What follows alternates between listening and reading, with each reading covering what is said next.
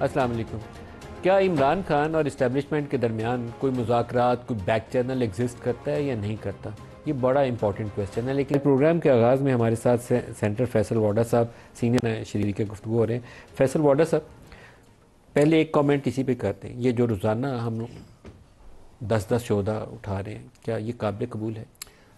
ندیم ملک صاحب، بہت شکریہ آپ کا، اور بہت اچھا آپ نے انٹرو میں ان شہیدوں کی بات کی. اور ہماری بد نصیبی یہ، بدقسمتی یہ کہ ہم میں سے کوئی بھی نہ اپنے بیٹے مروا رہا ہے سیاستدان، نہ خود مر رہے ہیں، اور جو اپنی قربانیاں دے رہے ہیں ہم پھر ان کا تمسخر بھی اڑاتے ہیں، ان کو گالی بھی دیتے ہیں، ان کے بارے میں برا بھلا بھی کہتے ہیں. یہ تو ایک سائیڈ آف دا سٹوری ہے جو کہ بڑی شرمناک بات ہے.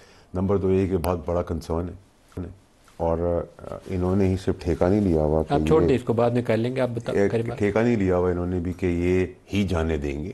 یہ آپ نے بالکل ٹھیک کہا کہ کلیکٹیو ذمہ داری ہے گورنمنٹ کی، چاہے وہ گورنمنٹ نون کی ہو، پی ٹی آئی کی ہو، یا پیپلز پارٹی کی ہو، جس کی بھی گورنمنٹ جس وقت موجود ہو. اور یہ بھی میں آپ کا بالکل 100% آپ کی اس بات کو مانتا ہوں کہ جب جو ڈیسیجن پی ٹی آئی کی گورنمنٹ کے دوران غلط ڈیسیجنز ہوئے، وہ بھی مشترکہ فیصلے تھے، کوئی سنگل آؤٹ فیصلے نہیں تھے. تو یہ تو اس میں کوئی دو رائے ہونی نہیں چاہیے. لیکن ہمیں we should hold these people accountable, جو اس قوم کے بچوں کی شہادتیں اٹھا رہے ہیں اور ہمیں عقل نہیں آ رہی ہے. ہم ایک دن کہتے ہیں رائٹ چلو، دوسرے دن کہتے ہیں لیفٹ چلو. دیکھیے نعیم صاحب، یہ ایک انفارچونیٹ بات ہے کہ کنسسٹنسی جو ہے پالیسیز کی نہیں رہتی. ہمارے ملک پہ تو ہے ہی نہیں، باقی ملکوں میں نہیں. ہر آدمی آتا ہے اپنی پالیسی بنا دیتا ہے، چاہے وزیر اعظم کوئی بھی ہو، جتنی مخالفت بھی ہو، اگر اس نے کوئی اچھے اقدام کیے تو اس کو اگلے پرائم منسٹر کو کہنا چاہیے، نمبر 1. اور میرے خیال سے یہ ٹف ڈیسیجن لینے پڑیں گے، اور جو قربانیاں دے رہے ہیں اور جو اس میں ملوث ہے ان کے خلاف آپ کو کھلا کے پولیٹکس کو سائیڈ پہ رکھ کر آپریشن کرنا پڑے گا. لیکن ہماری فوج کے اندر نا ان ہاؤس وہ ایک ہوتی تھی وار گیمنگ، ابھی بھی یہ کرتے ہوں گے. اس پہ لانگ ٹرم تھنکنگ ہونی چاہیے. کابل جب فال ہو رہا تھا، جنرل فیض وہاں چائے کی پیالی سرینا ہوٹل میں پیتے ہوئے وہ کہہ رہے تھے every thing is under control, don't worry. تو فوج کو اس پہ غور کرنا چاہیے کہ پاکستان کو اس چائے کی پیالی کا فائدہ ہوا ہے یا ہم نے اس چائے کی پیالی کا بہت بڑا خمیازہ بھگتا ہے. دیکھیں ندیم ملک صاحب، بدنیتی اور غلط فیصلے جو اس وقت چائے کی چسکیاں لے رہے تھے، وہ آج پھر اسی کوٹھڑی کے اندر بیٹھ کے وہی چائے کی چسکیاں بھیج رہے ہیں. تو اللہ تعالیٰ کا نظام بڑا کلیئر ہے.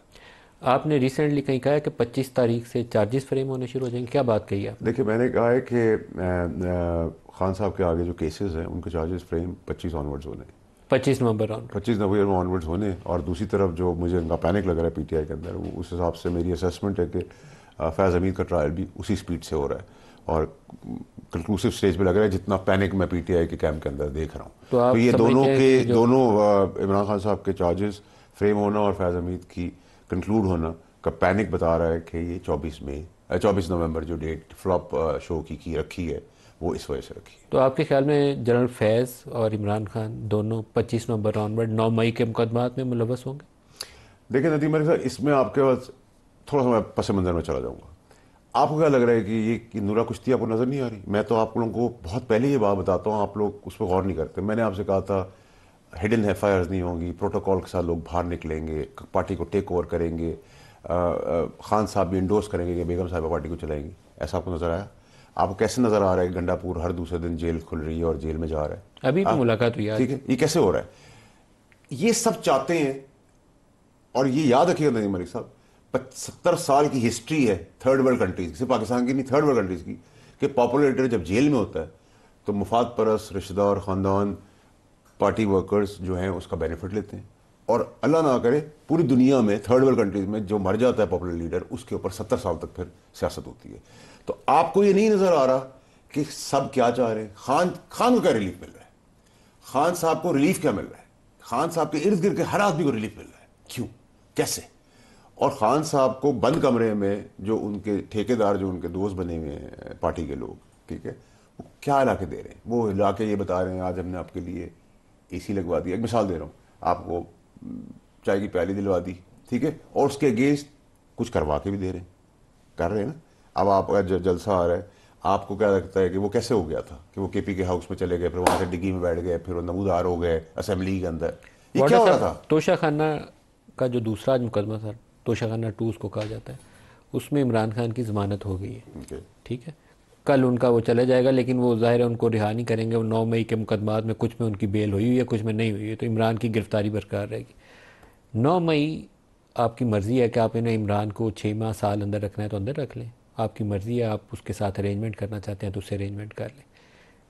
کیا پاسبلٹی موجود ہے کہ اسٹیبلشمنٹ کی کوئی understanding behind the scene develop ہو جائے عمران خان؟ دیکھیں ندیم علی صاحب، جو پاکستان کی ہسٹری رہی ہے وہ میں آپ کو بتا دیتا ہوں. پاکستان کی ہسٹری کے اندر ایوان سے ہم پھانسی کے پھندے پہ جاتے ہوئے دیکھا انسان کو، ہم نے سب دیکھا ہے، اور جیل سے ایوان جاتے دیکھا ہے.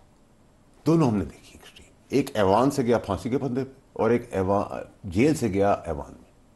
یہ بڑی کلیئرٹی ہے. ہم نے لیڈران کو اندر جا کے ہاتھ سے سرٹیفکیٹ بیماریوں کے بنا کے ملک سے جاتے ہوئے دیا ہے. ہم نے ان کو کراس لائن بھی لگائی ہے، اور پھر کورٹوں نے ان کو رہا بھی کیا ہے، اور ٹائم بار ہونے کے بعد بھی کیا ہے. ہم نے قانون بھی بدل دیے، ہم نے سب کچھ کیا ہے. اس ملک کی جو ہسٹری ہے اس کے اندر جو ناممکن چیزیں وہ ہم نے کی ہیں. لیکن اگر مجھ سے آج کی تاریخ میں آپ بات کریں، ایز آف ناؤ بات کریں، تو مجھے کوئی اسٹیبلشمنٹ کی طرف سے کوئی ویلنگ ڈیلنگ کی چیز نظر نہیں آ رہی. میرا آپ کی نسبت امپریشن الٹ ہے آپ سے.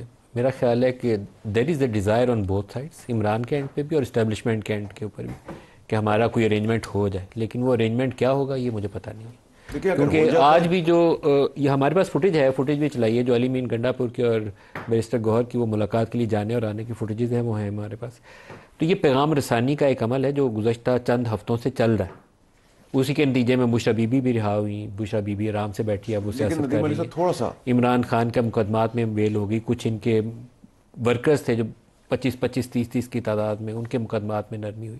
Some thing is happening behind the scene. تھوڑا سا میں آپ کو کلیئر کر رہا ہوں. آپ کا بالکل تجزیہ اپنی طور پہ بالکل کریکٹ ہے. اس میں کیا ہو رہا ہے، اب میں آپ کو جو 2 باتیں کہہ رہا ہوں اس کو غور سے سننا. مچ جیل کو آپ نے سنگل آؤٹ نہیں کرنا. جو کمٹمنٹس دے کے آئے ہیں، اگر وہ کمٹمنٹس میں پورے نہیں اترے تو اریسٹ، ہاؤس اریسٹ پھر ہو سکتے ہیں.